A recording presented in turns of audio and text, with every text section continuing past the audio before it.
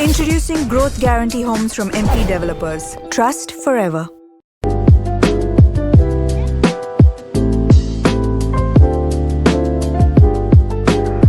நடப்பு நிதியாண்டில் ஏப்ரல் முதல் ஜூலை வரை அரசின் மொத்த வருவாய் 89,718 கோடியாக உள்ளது.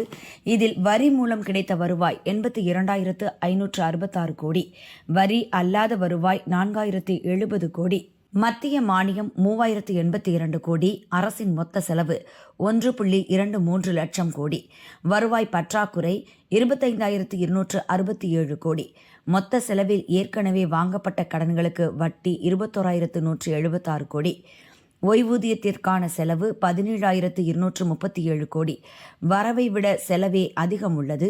இதை சமாளிக்க கடன் பத்திரங்களை வெளியிட்டும் வங்கிகளிடமிருந்தும் கடன் வாங்கப்படுகின்றன.